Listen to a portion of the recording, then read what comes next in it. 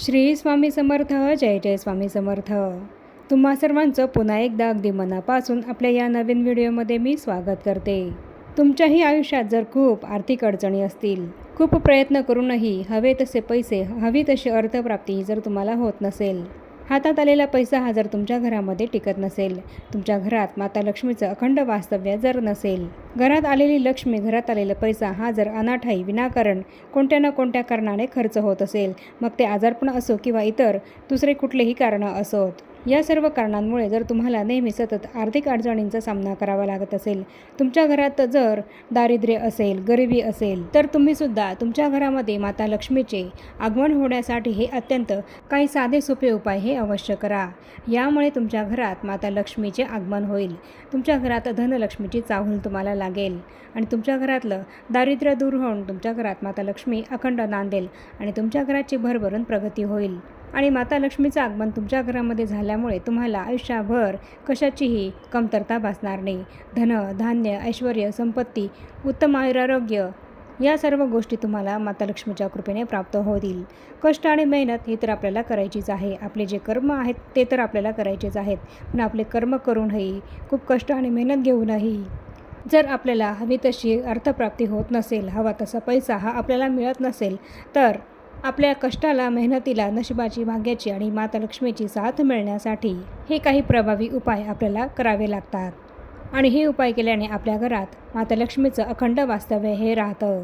आणि म्हणून आजच्या या व्हिडिओमध्ये मी तुम्हाला असेच अत्यंत साधे सोपे आणि प्रभावी उपाय सांगणार आहे की ज्यामुळे माता लक्ष्मीचं आपल्या घरामध्ये आगमन हे होईल.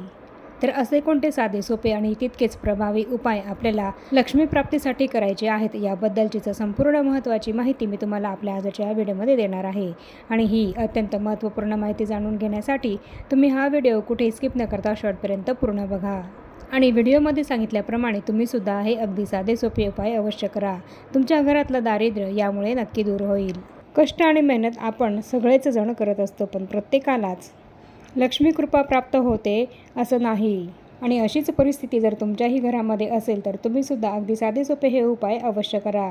तर यामध्ये सर्वात महत्त्वाचा आणि पहिला उपाय आहे तो म्हणजे दररोज आपण आपल्या घरामध्ये व्यंकटेश स्तोत्राचं थोड्या मोठ्या आवाजामध्ये पठण हे केलं पाहिजे. संध्याकाळी ज्या वेळेस आपण आपल्या देवघरामध्ये दिवाबत्ती करतो तर तेव्हा या व्यंकटेश स्तोत्राचं पठण हे आपण अगदी दररोज न चुकता केलं पाहिजे. व्यंकटेश स्तोत्र हे श्रीहरी विष्णूंचं अत्यंत प्रभावी असं स्तोत्र आहे. हे स्तोत्र नित्यनियमानं आपल्या घरामध्ये पठण केल्यामुळे माता लक्ष्मी आणि श्रीहरी विष्णू या दोघांचीही कृपा आपल्याला प्राप्त होत असते. आणि म्हणून हे स्तोत्र आपण अगदी दररोज नित्यनियमानं आपल्या घरामध्ये जरूर पठण करावं. उपाय नंबर 2, रोज श्रीसूक्ताचे 16 वेळेस पठण करावे. रोज संध्याकाळी जर तुम्हाला श्रीसूक्त दररोज 16 वेळा पठण करणं शक्य असेल तर ते 16 वेळा तुम्ही अवश्य करा. आणि 16 वेळा जर दररोज पठण करणं शक्य नसेल तर निदान कमीत कमी 1 वेळा तरी श्रीसूक्त हे आपण आपल्या घरामध्ये अगदी न चुकता रोज पठण केलं पाहिजे. यामुळे ही माता लक्ष्मीचं आपल्या घरामध्ये अखंड वास्तव्य राहण्यास मदत होते. उपाय नंबर 3, श्री विष्णू सहस्रनाम हे स्तोत्रसुद्धा आपण रोज नित्यनियमानं वाचावं. श्रीहरी विष्णूंना प्रसन्न करून घेण्यासाठी विष्णू सहस्रनाम स्तोत्र हे पठण केलं जातं. आणि विष्णू सहस्रनाम हे स्तोत्र जर आपण अगदी रोज नित्यनियमानं पठण केलं तर यामुळे विष्णू कृपा ही आपल्याला प्राप्त होते आणि त्यांच्या कृपेने आपल्या घरामध्ये धनधान्याची कमतरता ही आपल्याला कधीच भासत नाही. आणि म्हणून विष्णू सहस्रनाम हे स्तोत्र तरी तुम्ही नित्यनियमानं अगदी दररोज तुमच्या घरामध्ये पठण करा. उपाय नंबर 4, पैशांच्या कपाटामध्ये किंवा तिजोरीवर जाळे, कचरा, भंगार माल हा चुकूनही ठेवू नका. तुमच्या घरामध्ये जिथे कुठे तुमचं पैशांचं कपाट असेल किंवा तिजोरी असेल तर त्या ठिकाणी तुम्हाला चुकूनही जाळं, कचरा हा साठवू द्यायचा नाही आहे. या तुमच्या पैशांच्या कपाटावर किंवा तिजोरीवर कुठल्याही प्रकारच्या भंगाराच्या वस्तू या तुम्ही चुकूनही ठेवू नका. जिथे तुम्ही तुमच्या पैशांचं कपाट ठेवलेलं आहे, जिथे तुम्ही पैसे ठेवतात किंवा जिथे तुमची तिजोरी आहे, तुमच्या तिजोरीजवळची जी काही आजूबाजूची जागा आहे तर ती सगळी जागा तुम्हाला स्वच्छ ठेवायची आहे. कारण जिथे स्वच्छता असते तिथेच माता लक्ष्मी टिकत असते. आणि म्हणून चुकूनही आपल्या घरामध्ये आपण जिथेही आपले पैसे ठेवतो किंवा आपली तिजोरी जिथे आहे तिथे आपल्याला जाळे, जळमटे, कचरा हा साठवू द्यायचा नाही आहे. आणि भंगाराच्या वस्तूसुद्धा आपल्याला या कपाटावर किंवा तिजोरीवर चुकूनही ठेवायच्या नाही आहेत. पैसे ठेवायच्या ठिकाणी जर आपण अशा प्रकारच्या वस्तू ठेवल्या किंवा जाळं, जळमट, कचरा हा साठवू दिला तर यामुळे आपल्या घरामध्ये नकारात्मकता येते आणि अलक्ष्मीचा वास हा आपल्या घरामध्ये होत असतो. आणि यामुळे आपल्या घरामध्ये माता लक्ष्मीचं आगमन होण्याऐवजीच अलक्ष्मीची आपल्या घरामध्ये येत असते. माता लक्ष्मी आपल्या घरात स्वच्छता नसल्यामुळे आपल्या घरातून काढता पाय घेते. म्हणून तुमच्या घरात तुम्ही जिथे पैसे ठेवत असाल किंवा पैशांचं कपाट किंवा तिजोरी ठेवत असाल तिथे तुम्ही चुकूनही अस्वच्छताही निर्माण होऊ देऊ नका. उपाय नंबर 5.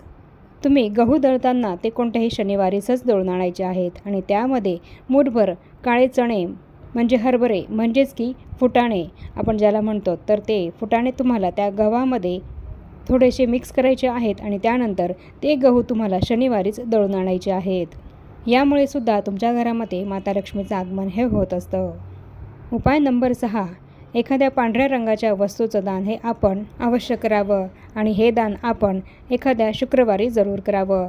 मग तुम्ही ते पांढऱ्या रंगाच्या वस्तूमध्ये पांढऱ्या रंगाच्या मिठाईचं दानसुद्धा करू शकतात किंवा पांढऱ्या रंगाचे वस्त्र हे सुद्धा गरीब गरजू व्यक्तीला शुक्रवारी दान करू शकतात. शुक्रवार हा देवी लक्ष्मीचा वार आहे आणि देवी लक्ष्मीला प्रसन्न करून घेण्यासाठीच शुक्रवारी आपण पांढऱ्या रंगाच्या वस्तूचं दान हे अवश्य करावं. उपाय नंबर 7.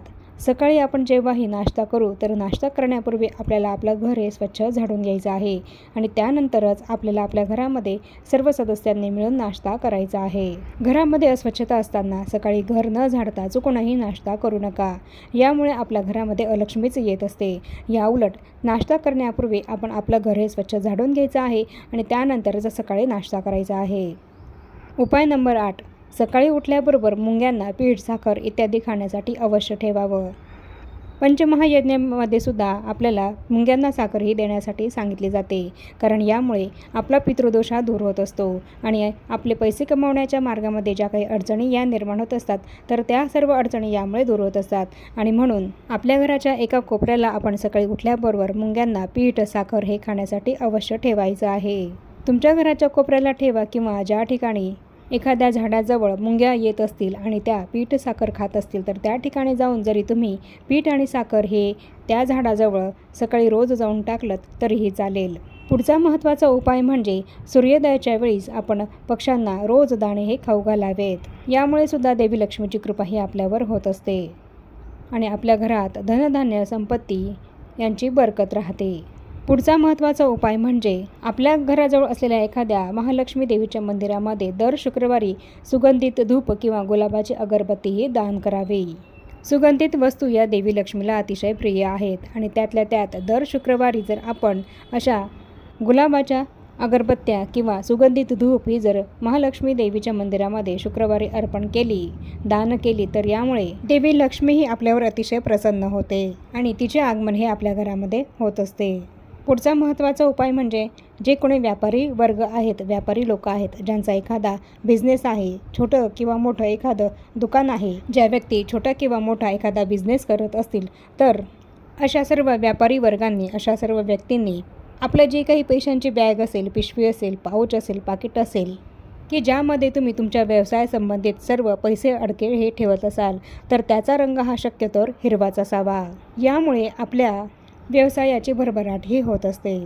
पुढचा महत्त्वाचा उपाय म्हणजे आपल्या घरामध्ये खांब अथवा बीम असेल तर त्याखाली आपल्याला आपल्या घरातलं पैशांचं कपाट हे चुकूनही ठेवायचं नाही आहे. अशा ठिकाणी जर आपण आपल्या घरातलं पैशांचं कपाट हे ठेवलं तर यामुळे नकारात्मकताही निर्माण होते आणि अशा ठिकाणी आपल्या घरात पैशांचं कपाट ठेवल्यामुळे आपल्या घरात माता लक्ष्मीचा वास हा राहत नाही आणि म्हणून आपल्या घरामध्ये चुकूनही जिथे खांब असेल किंवा बीम असेल तिथे पैशांचं कपाट हे आपल्याला चुकूनही ठेवायचं नाही आहे. त्याचप्रमाणे आपण जिथे पैसे ठेवतो तर त्याच ठिकाणी कोर्ट आणि कचेरीचे कागद हे सुद्धा आपल्याला चुकूनही ठेवायचं नाही आहे. यामुळेही आपल्या घरामध्ये येणाऱ्या लक्ष्मीला अडथळा हा निर्माण होत असतो आणि म्हणून चुकूनही आपल्या घरामध्ये पैसे आणि कोर्ट कचेरीचे कागद हे एकत्र ठेवू नका. त्याचप्रमाणे आपल्या घरामध्ये खूप स्वच्छता ठेवा. मळके फाटके कपडे घालून आपल्या घरामध्ये चुकूनही तुम्ही वावरू नका. घरात जरी आपल्याला राहायचं असलं तरीसुद्धा असे मळके आणि फाटके कपडे घालून तुम्ही चुकूनही फिरू नका. असे मळके आणि फाटके कपडे घालून आपण आपल्या घरामध्ये राहिलो तर यामुळे सुद्धा आपल्या घरामध्ये माता लक्ष्मीचं आगमन होण्याऐवजीच दारिद्र्य हेच येत असतं आणि म्हणून घरातच जरी राहायचं असलं तरीसुद्धा असे मळके फाटके कपडे घालून तुम्ही चुकूनही राहू नका. तर असे हे अगदी साधे सोपे उपाय जर तुम्ही कराल, हे अगदी साधे सोपे नियम जर तुम्ही पाळाल, तर यामुळे तुमच्या घरामध्ये माता लक्ष्मीचं आगमन हे नक्कीच होईल. तुमच्या घरामध्ये असलेलं दारिद्र्य, गरिबी दूर होऊन तुमच्या घरात अखंड लक्ष्मी नांदेल आणि तुमच्या संपूर्ण घराची भरभराट ही नक्की होईल. आणि म्हणून हे साधे सोपे उपाय तुम्ही अवश्य करा. आणि आता या छोट्याशा माहितीसह आपण आपला आजचा हा व्हिडिओ इथेच थांबवूया. चॅनलवर जर पहिल्यांदाच आला असाल तर चॅनलला जरूर सबस्क्राईब करा आणि या व्हिडिओला जास्तीत जास्त लाईक आणि शेअरसुद्धा नक्की करा. आणि भेटूया पुन्हा अशाच नवीन एका माहितीपूर्ण आणि महत्त्वपूर्ण व्हिडिओसोबत. तोपर्यंत सर्वांना श्री स्वामी समर्थ.